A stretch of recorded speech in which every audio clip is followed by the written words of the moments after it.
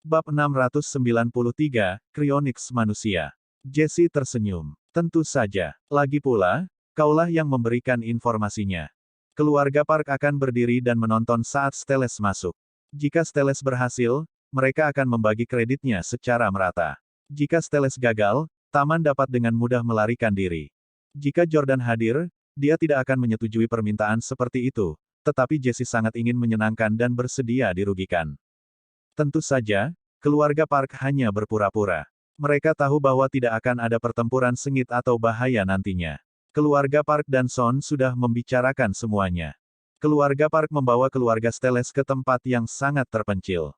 Dari jauh, itu tampak seperti pabrik es. Park Sang-jun berkata, Son ada di dalam sekarang. Terima kasih telah mengambil risiko. Saya harap Anda bisa kembali hidup-hidup. Khawatir Park Sang-jun dan Son mungkin telah memasang jebakan di dalam, Charleston menginstruksikan Jesse, pakai jubah tembus pandangmu. Hati-hati. Jesse mengangguk. Jangan khawatir, kakek. Saya tahu apa yang saya lakukan. Saya pribadi akan membunuh Son. Jordan telah memberikan begitu banyak kontribusi. Tidak dapat dihindari bahwa Jesse sangat cemburu. Dia tidak sabar untuk mendapatkan pengakuan di antara 8 keluarga besar karena membunuh Son.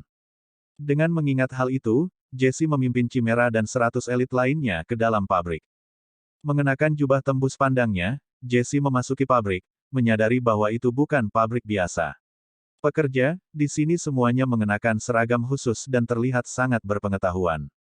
Mereka tidak terlihat seperti pekerja pabrik, tetapi lebih seperti peneliti ilmiah. Apa yang mereka lakukan? Jesse tidak tahu apa yang mereka teliti. Tapi dia tidak punya waktu untuk memikirkannya sekarang. Dia perlahan naik ke atas bersama Chimera untuk menemukan Son. Chimera tiba-tiba melihat seorang pria parubaya. Dia tampak suram dan mengeluarkan getaran menyeramkan. Son Handley. Jesse telah melihat foto Son dan istrinya yang diberikan Lota kepada 8 keluarga besar. Jesse segera mengenalinya. Pria itu adalah Son Meong. Seekor kucing tiba-tiba terbang menuju Chimera. Jesse tahu bahwa Handley sangat pandai menggunakan kucing untuk membunuh orang, dan dia takut bawahan terbaiknya akan terbunuh, jadi dia segera mengambil senjatanya dan membidik Son. Bang! Son sepertinya sudah siap. Tembakan itu meleset darinya. Apa? Jesse terkejut. Dia tidak terlihat, jadi Son tidak bisa melihatnya. Dia terlalu beruntung. Son sepertinya menyadari sebuah peluru muncul entah dari mana. Dia sangat waspada dan melompat keluar dari jendela dari lantai 3. Kejar dia. Chimera dan yang lainnya mencoba yang terbaik untuk mengejar Son, tetapi mereka tidak dapat menemukannya bahkan setelah mencari radius lebih dari 10 km. Sekarang, anak buah Jesse telah menguasai seluruh pabrik. Setelah bertanya-tanya, Jesse terkejut menemukan bahwa ini adalah laboratorium krionik manusia yang didirikan oleh Son. Dia datang ke sini untuk bersembunyi dari 8 keluarga besar. Untungnya, keluarga Park menemukan ini tepat waktu. Kita tidak akan pernah bisa menemukannya setelah dia berhasil dibekukan. Jesse diam-diam bersukacita. Jesse segera memanggil kakeknya untuk melapor. Kakek, Jesse, bagaimana kabarmu? Apa kamu baik-baik saja? Aku baik-baik saja, kakek. Aku melihat Son. Sayang sekali dia melarikan diri. Namun, kami memiliki kendali atas laboratorium krionik manusianya. Laboratorium Cryonics manusia. Ya, kakek. Ternyata Son telah mengembangkan teknologi Cryonics manusia selama 10 tahun terakhir. Teknologinya di bidang ini mungkin telah melampaui keluarga Rong dan geng. Saya bertanya-tanya apakah kita harus mengambil alih laboratorium ini dan tidak memberi tahu keluarga Park. Petik 2. Charleston berkata, saya akan menangani masalah ini. Tetap di sini untuk sementara waktu. Setelah menutup telepon, Charleston berjalan ke Park Sang-jun. Melihat ekspresi santai Charleston, Park Sang-jun tersenyum. Sepertinya tidak ada yang terjadi pada cucumu. Bagaimana itu? Apakah Son sudah mati? Charleston berkata, maaf mengecewakan Anda, Tuan Park. Son melarikan diri. Petik 2. Park Sang-jun mendengus. Sampah apa? Tidak mudah bagi saya untuk mengetahui lokasinya. Saya mengorbankan lebih dari selusin bawahan saya untuk ini, tetapi kalian membiarkan dia melarikan diri. Charleston meminta maaf. Ini salah Jesse. Maaf, tapi Jesse menemukan laboratorium krionik manusia rahasia milik Son. Haruskah kita pergi dan melihatnya? Park Sang-jun terkejut. Krionik manusia. Keluarga kami selalu ingin meneliti bidang ini. Cepat, ayo kita lihat. Keduanya pergi ke laboratorium bersama. Setelah menginterogasi para peneliti di laboratorium, keluarga Stelle dan Park menyimpulkan bahwa kemajuan yang dicapai di sini jauh lebih unggul dari keluarga lain. Park Sang-jun tertawa. Sepertinya aku memang mendapatkan sesuatu. Dengan teknologi krionik manusia ini, saya bisa hidup lebih dari 100 tahun. Tuan Stelle, Jesse, saya telah menyusahkan Anda untuk datang jauh-jauh ke sini. Anda bisa pergi sekarang. Jika ada berita tentang Son lain kali, saya pasti akan memberi tahu Anda. Jangan biarkan dia lolos lagi. Charleston dan Jesse saling memandang. Park Sang-jun jelas ingin memonopoli laboratorium ini. Jesse berkata, Paman Park, sayalah yang menemukan laboratorium ini. Tidak tepat bagimu untuk memonopolinya, kan? Park Sang-jun mendengus. Jika saya tidak memberi Anda informasi, apakah Anda akan menemukan tempat ini? Charleston berkata, jika saya tidak memberitahu Anda tentang apa yang ditemukan Jesse dan diam-diam menempati tempat ini, Anda tidak akan pernah tahu bahwa pabrik itu sebenarnya adalah laboratorium cryonics manusia, bukan? Benar, Tuan Park, kata Jesse. Kita dapat dengan mudah merahasiakan laboratorium ini dan mengambilnya untuk diri kita sendiri. Tapi karena kita semua bekerja sama, kita harus membagi keuntungannya secara merata, bukan begitu? Park Sang-jun telah melakukan suatu tindakan. Tentu saja, dia tidak berencana memonopoli tempat ini. Park Sang-jun berpura-pura tenggelam dalam pikirannya. Baiklah, karena kamu telah bermain adil, aku setuju untuk membagi tempat ini sama denganmu. Terima kasih, Paman Park. Park Sang-jun berkata, dua keluarga kami masing-masing akan meninggalkan 100 orang di sini untuk menjaga tempat ini. Selain kami, tidak ada orang lain yang bisa masuk, bahkan keluarga Rong pun tidak. Sepakat. Charleston mengangguk. Baiklah, kalau begitu, aku akan pergi dulu. Jesse dengan sopan bertanya, Paman Park, apakah kamu tidak ingin tahu lebih banyak tentang cryonics manusia? Park Sang-jun menjawab terus terang, saya baru berusia 50-an, saya belum mendekati 80 tahun dan akan mati. Mengapa saya harus repot-repot mempelajarinya sekarang? Bab 694, Charleston dalam bahaya. Kata-kata Park Sang-jun disengaja, dan ekspresi Charleston menegang tanpa terasa. Jika Jordan ada di sini, dia pasti akan menamparkan Park Sang-jun. Park Sang-jun dengan cepat menambahkan, Stelle, aku tidak sedang membicarakanmu. Jangan dibawa ke hati. Aku akan pergi dulu. Kalian luangkan waktumu untuk memahami penelitian ini. Dengan itu, Park Sang-jun pergi, meninggalkan 100 bawahan untuk menjaga tempat ini. Jesse menghibur Charleston. Kakek, jangan ambil hati kata-kata Park Sang-jun. Tapi dia benar. Bukankah kamu selalu khawatir tentang kutukan? Sekarang, Anda dapat membekukan tubuh Anda. Kami dapat menghidupkan kembali Anda setelah Anda melewati usia 80 tahun. Bukankah kutukan itu akan dipatahkan? Charleston mengangguk. Iya, itu memang solusi. Daripada harus hidup dalam ketakutan setiap hari, lebih baik hibernasi. Dengan begitu, dia bisa tidur dan kemudian dihidupkan kembali. Dengan cara ini, kutukan akan dipatahkan. Selama 3 hari berikutnya, Charleston meminta semua ilmuwan terkemuka di bawah keluarga Stelle untuk bekerja dengan para peneliti keluarga Handley untuk melihat apakah teknologi itu asli dan efektif. Ilmuwan keluarga Stelle akhirnya mengkonfirmasi bahwa peneliti keluarga Handley tidak menggertak. Teknologinya nyata dan ruang krio berfungsi. Setelah pertimbangan 3 hari lagi, Charleston memutuskan untuk memasuki ruang krio dan hibernasi selama setahun. Setelah membuat keputusan ini, Charleston segera memberitahu Jordan, yang bergegas mendekat. Di Zephyr 3, Jordan, Victoria, dan Lauren duduk bersama di kursi yang mewah dan nyaman, minum sampahnya saat mereka menuju ke Islandia. Victoria dalam suasana hati yang baik. Setelah beberapa hari terakhir, dia akhirnya santai. Wanita yang menjalani operasi plastik itu menggantikan posisi Victoria dalam kasus pembunuhan tersebut. Pada akhirnya, wanita itu juga tidak masuk penjara. Sebaliknya, tim operasi hitam memberinya cerita sampul bahwa dia sedang dalam misi penyamaran untuk menyelidiki kelompok pengedar narkoba. Mereka mengklaim bahwa dia telah membunuh pengendara motor sebagai bagian dari misi. Selain itu, internet tidak lagi membahas kejadian ini. Victoria mengenakan pakaian yang sangat bagus dan riasan awet muda. Dia tampak lebih muda dari Lauren. Dia menanggapi masalah pertemuan dengan keluarga Jordan dengan sangat serius. Victoria berkata dengan gugup, "Hubi, apakah pakaianku cocok? Apakah kakekmu tidak menyukaiku?" "Ah, aku sangat gugup. Ini pertama kalinya aku bertemu kakekmu. Saya sangat gugup hingga tangan saya berkeringat." Jordan memandangi rok pendek Victoria yang memperlihatkan kaki panjangnya yang seputih salju. Dia tersenyum. "Istriku, apakah kamu mencoba merayu kakekku dengan mengenakan rok pendek seperti itu?" Victoria segera memukulnya. "Mengganggu? Omong kosong apa yang kamu semburkan? Apakah kakekmu tidak suka wanita memakai rok pendek? Aku akan ganti celana kalau begitu." Jordan meraih Victoria. "Victoria, jangan terlalu gugup. Kakek saya sangat santai. Pakaianmu sempurna. Ketika kakek saya melihat Anda, dia pasti akan sangat menyukai Anda. Selain itu, ayahmu bekerja untuk Steles. Kami sudah menjadi keluarga. Bagaimana mungkin dia tidak menyukaimu?"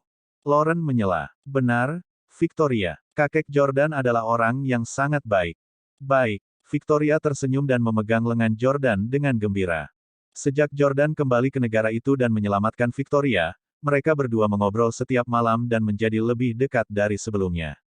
Melihat betapa akrabnya mereka berdua, Lauren tidak cemburu. Sebaliknya, dia tersenyum. "Hubi, apakah kakekmu benar-benar akan menjalani cryonics?" Lauren bertanya. Jordan mengangguk. "Iya, dia bilang dia ingin dibekukan selama setahun, tapi aku khawatir akan ada masalah dengan cryo chamber." Lauren memegang tangan Jordan. "Bukankah ilmuwan keluargamu sudah memeriksanya? Jangan terlalu khawatir." Beberapa jam kemudian, Zephyr Tree tiba di Islandia. Jordan membawa kedua istrinya ke laboratorium rahasia yang kini ditempati oleh keluarga Stelle dan Park. "Halo, kakek. Halo, kakek. Saya Victoria. Senang bertemu denganmu." Lauren dan Victoria menyapa Charleston dengan sopan. Charleston tersenyum pada Victoria. "Kamu putri Norman." Victoria mengangguk gugup. Charleston berjalan mendekat dan dengan ramah menepuk bahu Victoria.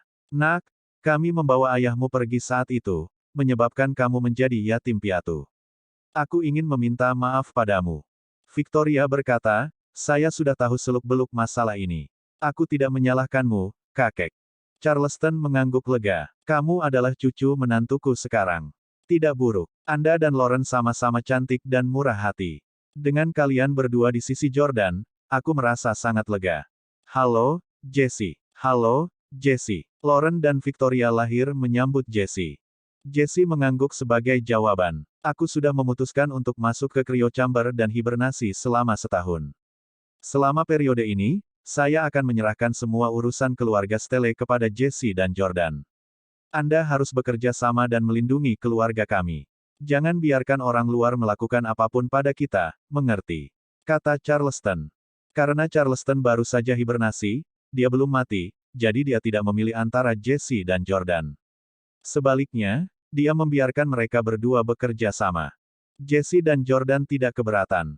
Jordan berkata, "Kakek, apakah ada bahaya? Mengapa kita tidak menunggu sedikit lebih lama sebelum memutuskan?"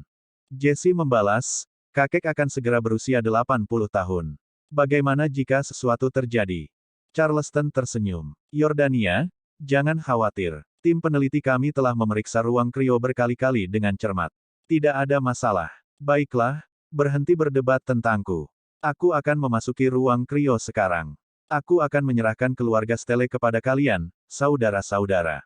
Saat semua orang menonton, Charleston mengganti pakaiannya dan mengenakan setelan cryonics khusus. Dia melangkah ke ruang krio. Untuk beberapa alasan, sudut mata Jordan tiba-tiba berkedut. Dia merasa sesuatu yang buruk akan terjadi.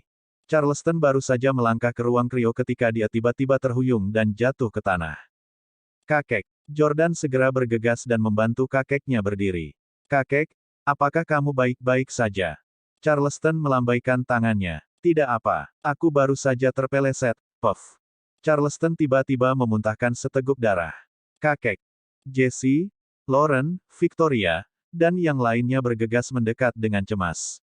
"Lakukan pemeriksaan fisik pada kakekku sekarang." Jesse meraung. Dokter dengan cepat bergegas dan melakukan pemeriksaan sederhana. Dia berkata dengan cemas, "Tuan." Detak jantung Stelle tiba-tiba meningkat. Dia tidak bisa dibekukan lagi. Dia membutuhkan perawatan segera. Kalau tidak, hidupnya akan dalam bahaya. Bab 695, Kekacauan di Keluarga Stele. Suasana langsung berubah menjadi sangat tegang. Sedetik yang lalu, Charleston masih penuh energi dan bersiap memasuki ruang krio untuk hibernasi. Namun, pada saat ini, dia bahkan tidak bisa bernapas dan terlihat seperti dalam bahaya. Semua ini terjadi begitu tiba-tiba. Itu terlalu aneh. Semua orang saat ini berasal dari keluarga Stele. Tidak ada keluarga lain di sini, bahkan bawahan keluarga Park. Selain itu, semua peralatan telah diuji berkali-kali dan tidak ada masalah. Peralatan medis dan dokter terbaik Steles semuanya kembali ke kastil Stele di Inggris. Oleh karena itu, mereka harus mengirim Charleston kembali ke Inggris untuk perawatan segera. Jordan dan yang lainnya membawa kakek mereka ke Zephyr Tree. Ada seorang dokter di Zephyr Tree, yang mencoba menstabilkan Charleston. Kutukan, kutukan, kutukan. Charleston terus menggumamkan kata ini sambil berbaring di sana. Jordan pergi ke kamar kecil untuk melampiaskan kegelisahan dan kemarahannya. Victoria dan Lauren mendatanginya. Lauren menarik tangan Jordan dan berkata, "Hubby, jangan khawatir. Kakek pasti akan baik-baik saja."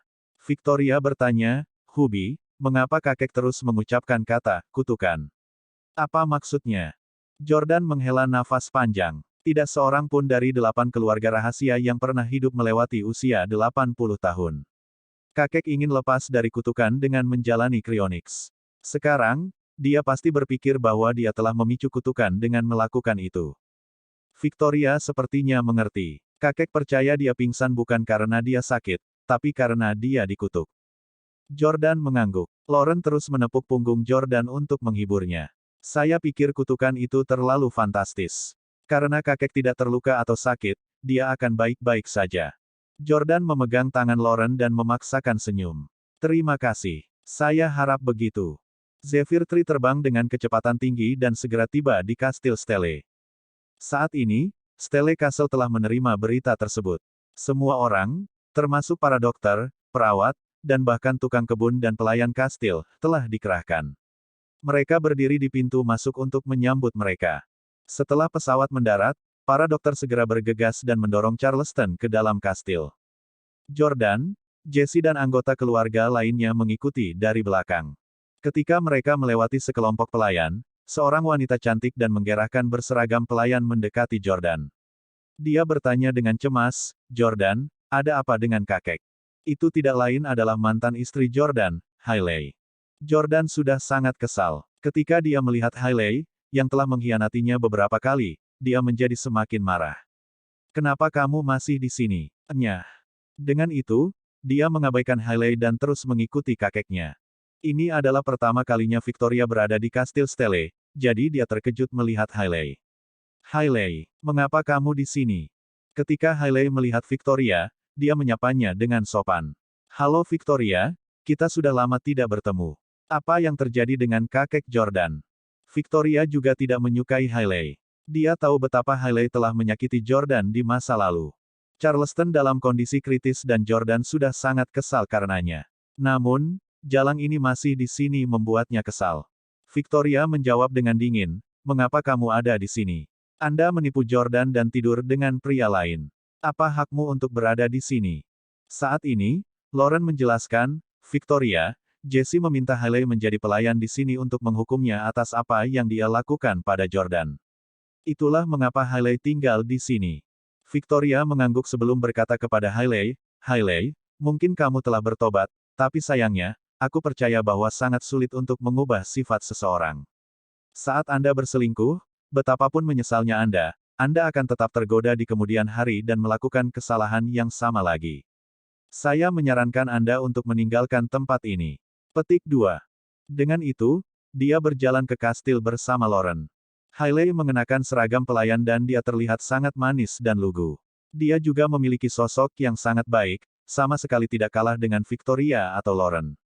Tapi dia masih menundukkan kepalanya dan dengan rendah hati mendengarkan nasihat Victoria. Hanya setelah mereka berdua berjalan jauh, Hailey berani mengangkat kepalanya. Dia mengutuk Victoria dalam hatinya, "Victoria, apa hakmu mengatakan itu tentangku? Saya tidak setia, tapi setidaknya saya masih perawan ketika saya menikah dengan Jordan." Bagaimana denganmu? Anda sudah tidur dengan pria yang tak terhitung jumlahnya pada saat Anda bertemu Jordan. Anda hanya seorang wanita tua yang sudah digunakan. Hanya Lauren yang berhak memarahiku karena tidak murni. Setelah memasuki ruang bedah di Kastil Stelle, para dokter top di bawah keluarga Stelle berkumpul untuk merawat Charleston. Mereka mengira dia akan segera keluar dari bahaya, tetapi bahkan setelah 8 jam penuh di ruang operasi, Charleston tetap dalam kondisi kritis. Ini berarti Charleston bisa mati kapan saja. Bagaimana ini bisa terjadi? Mengapa kakek saya belum sembuh? Sudah berjam-jam. Apa yang sedang kamu lakukan? Kakek saya baru saja terpeleset dan jatuh. Dia tidak menderita luka apapun. Dia tidak tertembak juga tidak sakit. Kenapa dia tidak bisa disembuhkan? Jordan berteriak pada salah satu dokter di luar ruang operasi. Dia terbakar dengan kecemasan. Dia tidak bisa menerima kehilangan anggota keluarga terdekatnya. Sejak dia muda, dia paling dekat dengan kakeknya. Hubungannya dengan kakeknya bahkan lebih dekat daripada hubungannya dengan orang tuanya. Jesse juga berdiri di pintu. Jordan, apa gunanya memarahi dokter? Dia juga ingin menyembuhkan kakek, kan? Jordan menatap Jesse. Dia selalu berusaha menghindari pertengkaran dengan kakaknya, tetapi sekarang kakeknya sakit kritis, dia tidak peduli. Jordan berkata dengan marah, jika kamu tidak membawa kakek ke Islandia dan menemukan laboratorium bodoh itu, tidak akan terjadi apa-apa padanya. Juga, keluarga Park bukanlah orang baik. Mungkin ini jebakan yang dibuat oleh keluarga Park. Kenapa kamu lengah terhadap mereka? Petik 2. Jesse juga marah. Maksudmu aku yang harus disalahkan atas kecelakaan kakek. Itu adalah ide kakek untuk pergi ke Islandia. Jebakan macam apa yang dibuat keluarga Park untuk kita? Teknologi cryonics manusia itu asli.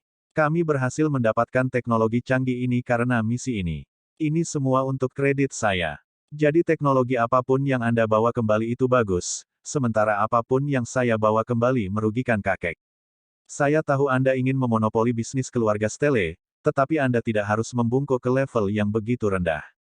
Victoria buru-buru berdiri di antara mereka berdua dan berkata, Jesse, bukan itu yang dimaksud Jordan. Kalian berdua, tolong tenang dan berhenti berdebat.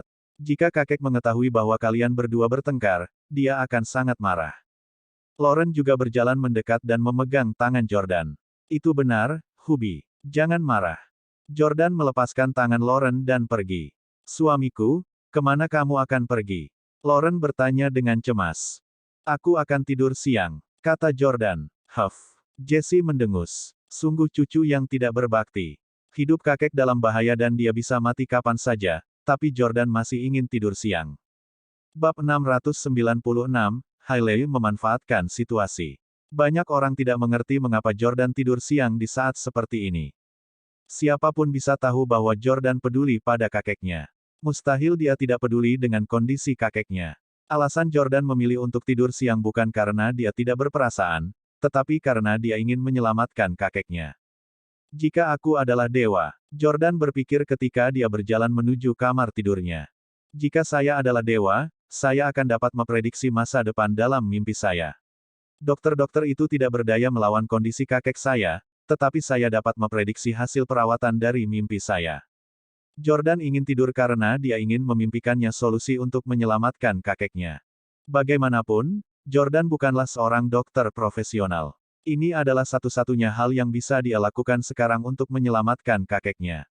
Dalam suasana hatinya saat ini, mustahil baginya untuk tertidur secara alami. Oleh karena itu, dia meminum beberapa pil tidur dan memaksa dirinya untuk tidur.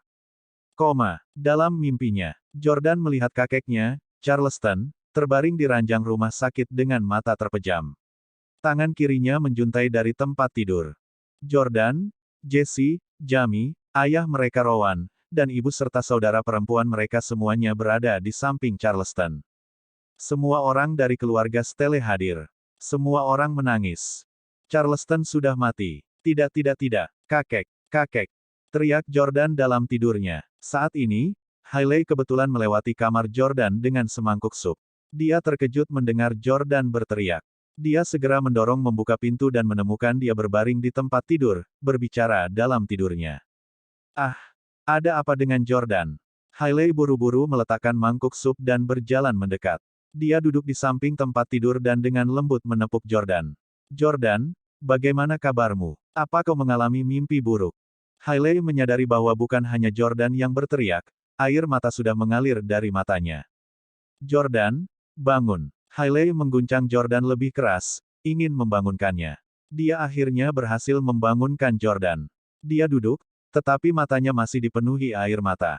Jordan, ada apa? Apa yang kamu impikan? Aku belum pernah melihatmu seperti ini sebelumnya. Jangan membuatku takut, aku sangat mengkhawatirkanmu. Saat ini, Jordan sangat rapuh. Dia sangat membutuhkan seseorang untuk merawatnya dan memeluknya. Dia tidak melihat dengan jelas siapa wanita yang menghiburnya itu. Dia secara naluriah memeluknya. Saya bermimpi kakek meninggal. Kakek meninggal. Jordan memeluk Hailey dan mulai terisak. Hailey tertegun. Dia tidak terkejut dengan apa yang diimpikan Jordan, tapi, bahwa dia memeluknya. Sudah lama sekali sejak Jordan memeluknya. Sungguh perasaan nostalgia. Yordania, aku mencintaimu. Hailey memeluk Jordan kembali dengan erat, menikmati momen ini. Dia menghiburnya, tidak apa-apa, sayang. Itu hanya mimpi. Kakekmu masih baik-baik saja. Jordan mengira dia sedang memeluk Lauren atau Victoria, dan dia berkata dengan putus asa, sayang, apakah kakekku benar-benar baik-baik saja? Hailey mengangguk. Ya, Hubi, kakekmu pasti akan baik-baik saja. Hailey tersenyum sambil memeluk Jordan. Saat ini, Victoria dan Lauren datang karena mereka mengkhawatirkan Jordan. Saat mereka memasuki ruangan, mereka melihat Jordan dan Hailey saling berpelukan. Keduanya tertegun. Hubi, kenapa kamu? Lauren tidak mengerti mengapa Jordan memeluk Hailey. Jordan kaget saat melihat Victoria dan Lauren di pintu. Mengapa kedua istrinya ada di luar? Lalu siapa yang dia peluk sekarang? Jordan segera mundur. Ketika dia melihat bahwa dia sedang menggendong Hailey, dia segera mendorongnya. Kenapa kamu? Mengapa kamu di sini? Melihat Jordan tidak tahu bahwa dia memeluk Hailey, Victoria langsung marah. Dia berjalan mendekat dan menamparkan Hailey. Memukul. Ah! Hailey berteriak kesakitan. Victoria berkata dengan sangat bermartabat, Hailey, kamu mengambil keuntungan dari Yordania saat dia dalam keadaan rentan. Lauren dan saya adalah istrinya saat ini. Kami tidak akan mengizinkan wanita sepertimu mendekati suami kami lagi.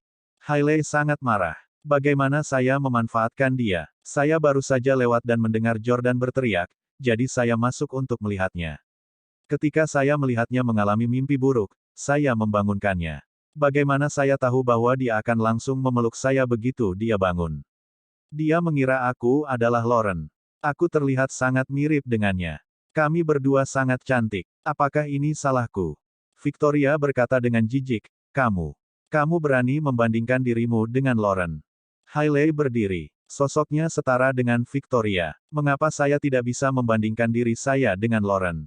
Lauren dan saya masih perawan ketika kami menikah dengan Jordan. Tidak seperti kamu. Victoria sangat marah. Beraninya Hailey mencoba mempermalukannya karena masalah seperti itu. Victoria berhenti sejenak sebelum berkata, ya, saya memang punya pria lain sebelum saya bersama Jordan, lalu kenapa? Jordan bukan orang seperti itu. Dia tidak peduli dengan masa laluku. Jadi bagaimana jika Anda masih perawan saat menikah dengan Jordan? Apa kau memberikan pengalaman pertamamu padanya?